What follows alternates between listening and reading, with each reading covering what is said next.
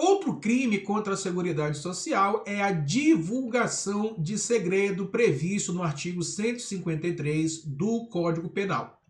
Diz o seguinte: divulgar alguém sem justa causa conteúdo de documento particular ou de correspondência confidencial de que é destinatário ou detentor e cuja divulgação possa produzir dano a outrem.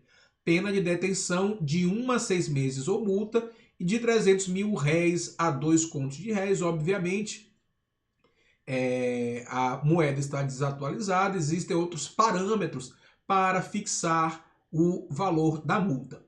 Somente se procede mediante representação. Este primeiro conteúdo do artigo 153, ele não se aplica especificamente à administração pública ou à previdência social. Na verdade, o parágrafo 1º-A e o 2º é que se referem à administração pública, configurando então crime contra a Seguridade Social, que é divulgar sem justa causa informações sigilosas ou reservadas, assim definidas em lei, contidas ou não nos sistemas de informações ou bancos de dados da administração pública, detenção de 1 a 4 anos e multa. E quando resultar de prejuízo para a administração pública, a ação penal será incondicionada, ou seja, não depende de representação do particular. E aqui, pessoal, nós trazemos um exemplo muito claro em relação a informações sigilosas. Todos os processos de benefícios previdenciários, por sua natureza, ele tem dados sigilosos. Desde o nome, CPF, endereço, os próprios benefícios ao serem concedidos, os valores da renda mensal. Então essas informações elas já estão protegidas tanto pela Lei de Acesso à Informação quanto pela Lei Geral de Proteção de Dados, como sendo informações sigilosas, apenas podendo ter acesso o próprio detentor dessas informações ou alguém que ele efetivamente autorize. Então, quando informações sigilosas, são divulgadas sem uma justa causa, sem uma autorização desses donos da informação, o servidor que faz isso, ele incorre neste crime de divulgação de segredo, com pena de 1 a 4 anos e multa. Falsificação do selo ou sinal público, pessoal. Isso aqui também, nos termos do caput do artigo 296, ele não se aplica, à Seguridade Social em si. Porém, o que, na verdade, nós temos que prestar atenção nesta tipificação penal é o que está lá no parágrafo 1º, inciso 3 do artigo 296. O caput ele fala ainda de selos públicos, sinais, coisas que normalmente vai ficando cada vez mais raro nos dias atuais por conta da tecnologia, por conta da automação dos processos de trabalho. Mas, caso a prova cobre, tá aí o 296 para vocês. Falsificar fabricando-os ou alterando-os. Selo público destinado a autenticar atos oficiais da União, de Estado ou de município. Selo ou sinal atribuído por lei à entidade de direito público ou autoridade ou sinal público de tabelião. Pena de reclusão de 2 a 6 anos e multa. Mas é aqui que a gente tem que se atentar. Nessa mesma pena de 2 a 6 anos e multa, incorre quem altera, falsifica ou faz uso indevido de marcas, logotipos, siglas ou quaisquer outros símbolos utilizados ou identificadores dos órgãos ou entidades da administração pública. E se o agente é funcionário público e comete o crime prevalecendo-se do cargo, aumenta-se a pena da 6ª parte. Então imagine, por exemplo, que você tem um documento com a logomarca do INSS, chamando o beneficiário para alguma revisão de benefício ou concedendo, entre aspas, né, um benefício para essa pessoa, levando a crer que é a própria autarquia previdenciária que está intimando. Então, nesses casos desse uso indevido da marca, pode se caracterizar aqui como falsificação de selo ou sinal público, neste caso, por derivação em relação às mesmas penas pela utilização indevida de logomarca ou de logotipo.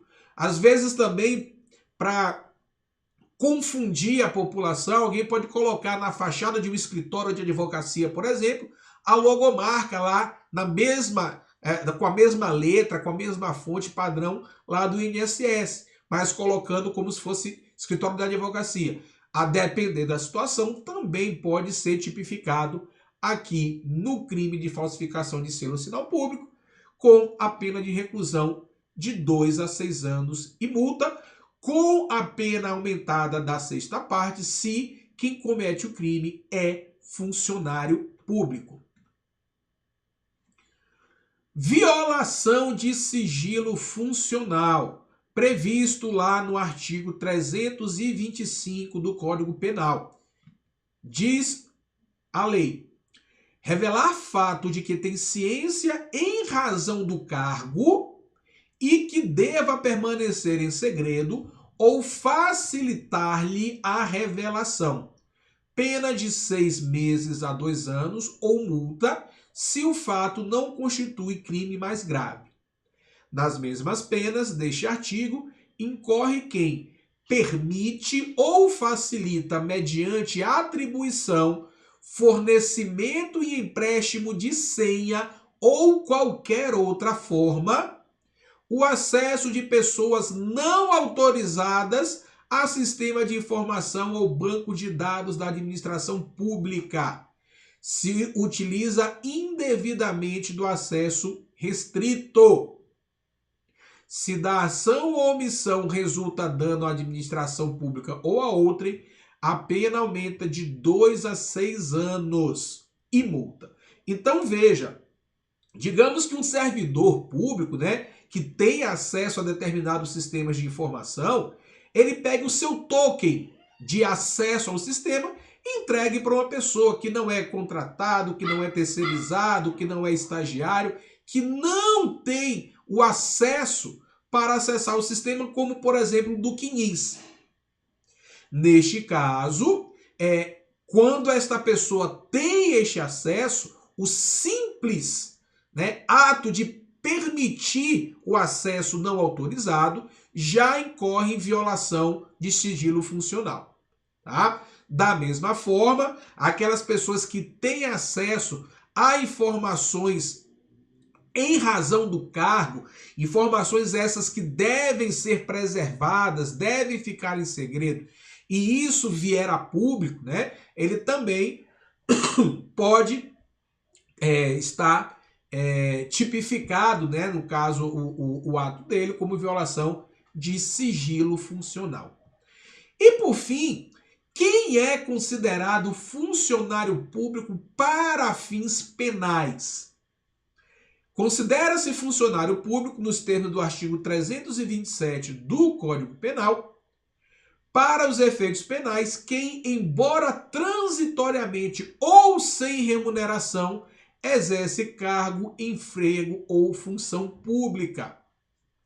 Equipara-se a funcionário público que exerce cargo, emprego ou função em entidade paraestatal e quem trabalha para empresa prestadora de serviço contratada ou conveniada para execução de atividade típica da administração pública. A pena será aumentada da 3ª parte quando os autores dos crimes previstos neste capítulo forem ocupantes de cargos em comissão ou de função de direção ou assessoramento de órgão da administração direta, sociedade de economia mista, empresa pública ou fundação instituída pelo poder público. Ou seja, pessoal, aqueles que efetivamente não fizeram um concurso público para adentrar aos quadros profissionais de algum órgão da administração direta ou indireta da administração pública. A pessoa que está ali como estagiário como um terceirizado ou contratado para fazer uma atividade típica, como, por exemplo, uma análise de processos de benefícios, né? Mesmo ele não sendo contratado mediante um concurso público, enquanto ele estiver transitoriamente exercendo este cargo, esta função pública, para fins penais, ele também é considerado servidor público, da mesma forma que aquele nomeado para cargo de livre nomeação ou exoneração, tá? Neste caso, ele também é considerado servidor público, tendo todos esses agravantes, né, nos casos em que a legislação prevê um aumento de pena caso o agente praticante de determinados ilícitos seja o servidor público, tá ok? E com isso nós terminamos, então, o item 7 do nosso edital, que fala dos crimes contra a Seguridade Social, e vamos iniciar um outro assunto que está no nosso item 8 do edital, que são os recursos das decisões administrativas. Antes, porém, nós precisamos entender como que funciona a estrutura dentro do hoje Ministério do Trabalho e Previdência, para entendermos o fluxo recursal administrativo, quem são os órgãos que são incumbidos de tratar o processo administrativo previdenciário e o órgão que é responsável pelos recursos administrativos. De acordo com o decreto 11.068 de 2022, que estruturou o Ministério do Trabalho e Previdência e seus órgãos, nós temos hoje 3 órgãos que conduzem, né, o processo administrativo previdenciário. São eles o Instituto Nacional do Seguro Social, o nosso famoso INSS. Nós temos, abaixo do Ministério do Trabalho e Previdência, uma Secretaria de Previdência Social, e abaixo da Secretaria de Previdência Social, nós temos a Subsecretaria de Perícia Médica Federal, que é incumbida, né, de emitir os pareceres acerca dos benefícios por incapacidade, acerca da existência de deficiência e o seu grau, para fins de concessão dos benefícios previdenciários. E temos também o Conselho de Recursos da Previdência Social. Como podemos observar, o Conselho de Recursos, ele não é um órgão interno do INSS, são órgãos totalmente afastados, apartados, distintos, e cada um deles tem a sua função. O INSS, ele emite as decisões acerca dos requerimentos dos benefícios previdenciários e assistenciais que são por ele operacionalizados. Eles, no caso de benefícios por incapacidade, encaminham esses processos de benefícios por incapacidade para que a Perícia Médica Federal emita pareceres. Da mesma forma, quando se trata de atividade especial, da aposentadoria especial, também emite esses despachos, encaminhando o processo para análise da Perícia Médica Federal, que após se manifestar devolve esse processo para o INSS, que vai tomar a sua decisão. Das decisões emanadas pelo INSS, cabe recurso administrativo ao Conselho de Recursos da Previdência Social, que nós vamos entender um pouco como que ele funciona, qual a sua competência e qual a sua estrutura, porque é a ele que incumbe a análise e o julgamento dos recursos administrativos das decisões emanadas pelo INSS.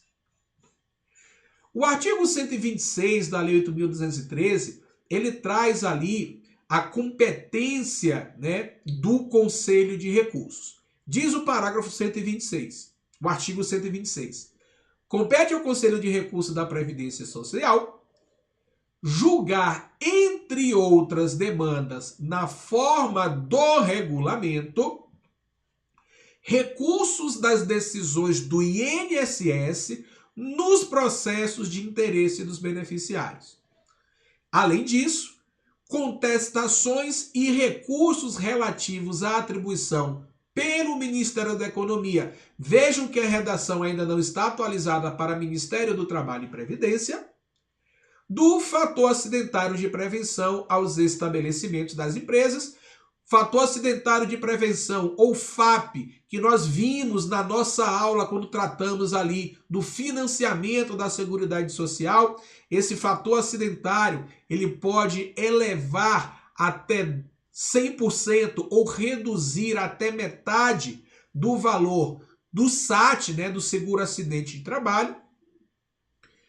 Os recursos das decisões do INSS relacionadas à comprovação da atividade rural do segurado especial, de que tratam os artigos 38A e 38B, ou demais informações relacionadas ao CNIS, de que trata o artigo 29A desta lei. Recursos de processos relacionados à compensação financeira, de que trata a Lei 9796, de 5 de maio de 99, e a supervisão e a fiscalização dos regimes próprios de previdência social, de que trata a Lei 9717, de 27 de novembro de 98. Portanto, essa é a competência do Conselho de Recursos, julgar os processos relacionados a essas matérias que nós vimos aqui nos incisos 1 a 4 do artigo 126. Interessante, pessoal, que a gente coloque isso na cabeça, tá? O parágrafo 3º da Lei 8.213, lá no seu artigo 126, diz que a propositura de ação, e aqui estamos falando da ação judicial, tá?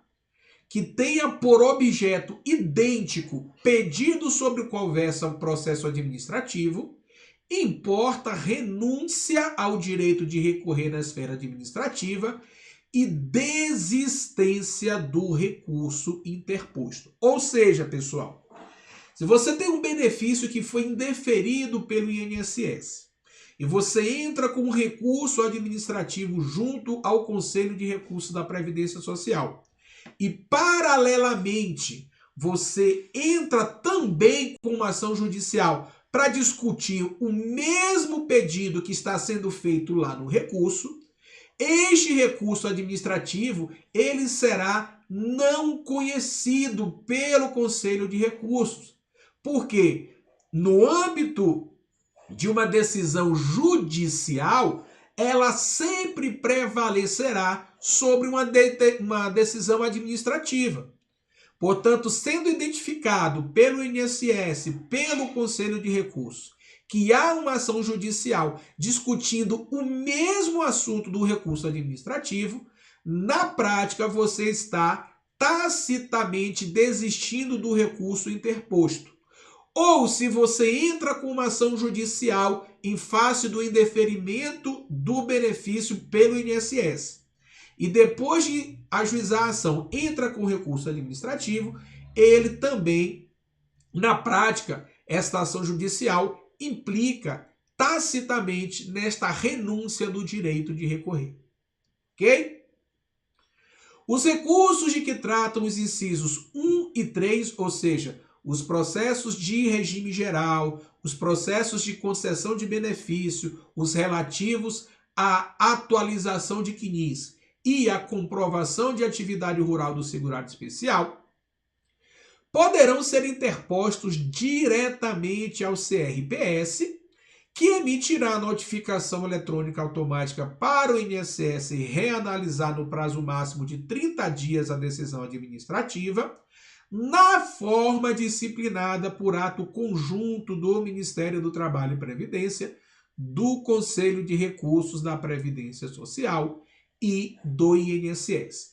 Essa disposição do parágrafo 4º do artigo 126, ela é recentíssima, tá, gente? Foi trazida pela Lei 14.441, de 2 de setembro de 2022, sendo, portanto, forte candidata a ser cobrada na nossa prova, tá? Entretanto, esta norma, ela tem uma eficácia contida, porque a forma como os recursos que serão interpostos junto ao Conselho de Recursos diretamente ainda depende de um ato conjunto do Ministério do Trabalho e Previdência, do Conselho de Recursos e do INSS, mormente porque ainda é necessário fazer adaptações, inclusive de sistema, para que este recurso possa ser interposto diretamente no CRPS. Como que é o fluxo atual do recurso administrativo?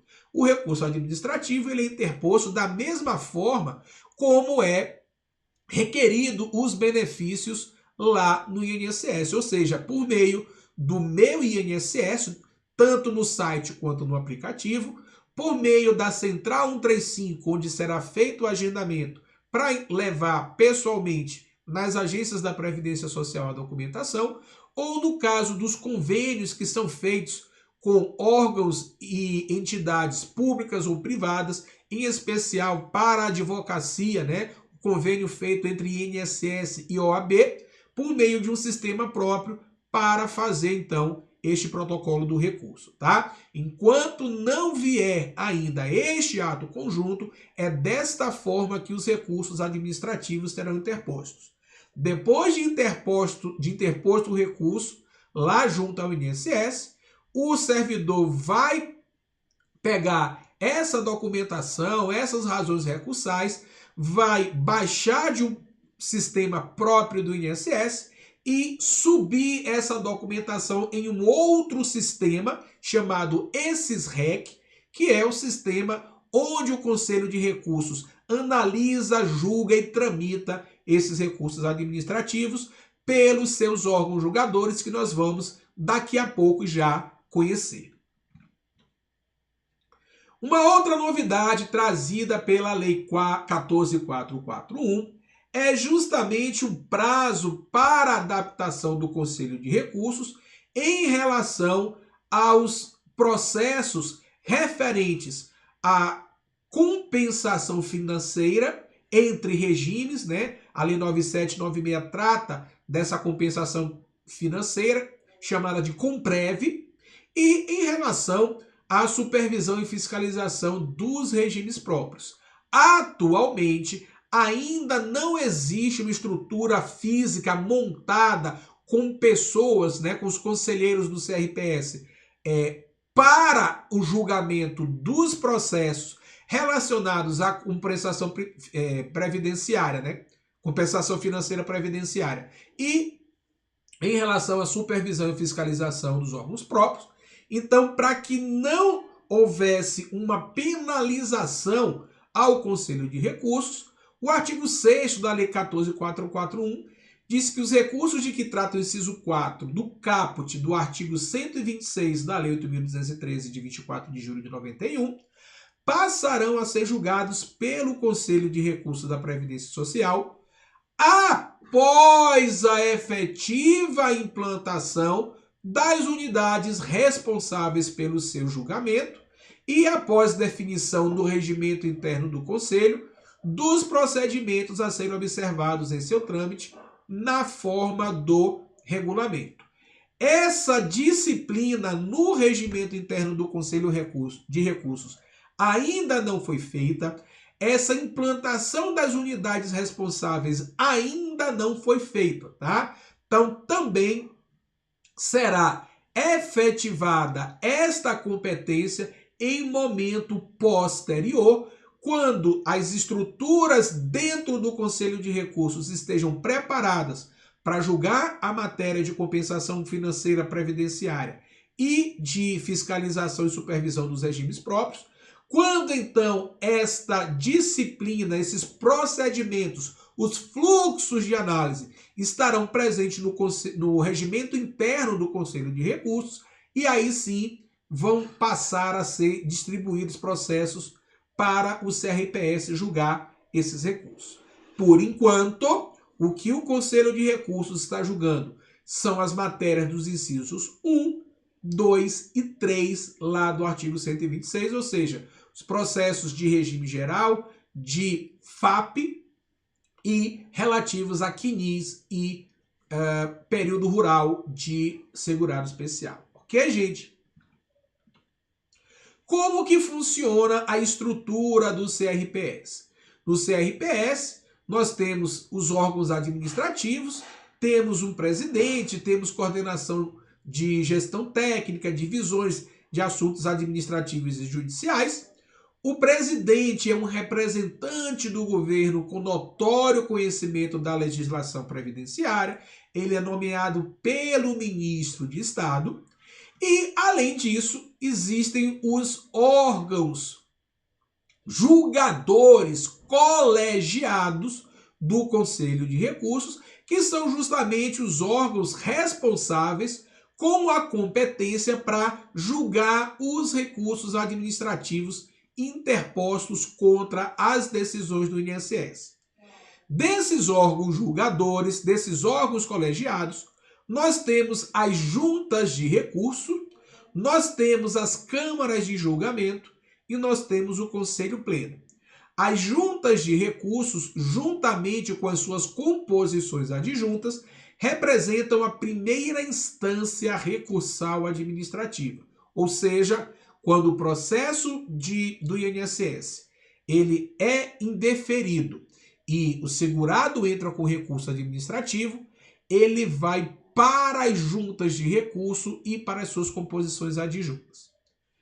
Da decisão tomada pela junta de recurso e composições adjuntas, cabe um recurso à segunda instância recursal administrativa, que são chamadas de câmaras de julgamento, ou CAG, e neste caso, a decisão da junta ela pode sofrer um recurso chamado de recurso especial, tanto por parte do segurado, quanto por parte do INSS. Tá? E das decisões da Câmara, quando há divergências em matéria de direito, ou seja, em relação à tese jurídica, nós não estamos falando aqui de fatos e provas, tá?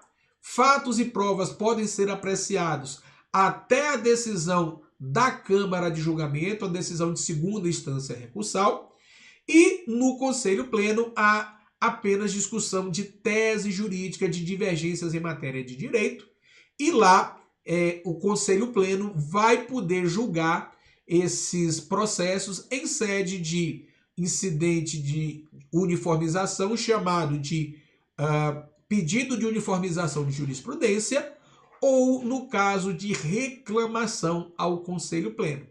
E esses incidentes e toda a forma de julgar, de fluxo, estão disciplinadas no regimento interno do Conselho de Recursos da Previdência Social, aprovado pela portaria MDSA número 116 de 2017.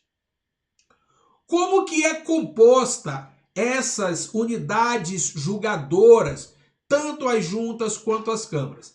Ela tem esta composição com turmas, onde mais de uma turma existem tanto nas juntas quanto nas câmaras, com conselheiros representantes de governo, dos trabalhadores e das empresas. Esses conselheiros são as pessoas que julgam os recursos administrativos e existem tanto conselheiros titulares quanto suplentes, todos nomeados pelo ministro de Estado, no nosso caso agora o ministro do Trabalho e Previdência. O mandato desses conselheiros são de 3 anos, permitida a recondução várias vezes. Eles não podem incidir situações que caracterizem o conflito de interesses, nos termos do artigo 10 da Lei 12.813 de 2013. Eles necessariamente têm que ter graduação em Direito e, no caso de infringirem algumas dos termos previstos lá no artigo 303 do Regulamento da Previdência Social, bem como do artigo 25 do Regimento Interno do Conselho de Recursos, eles não poderão ser novamente designados na função de conselheiro por mais 5 anos. Ok, gente?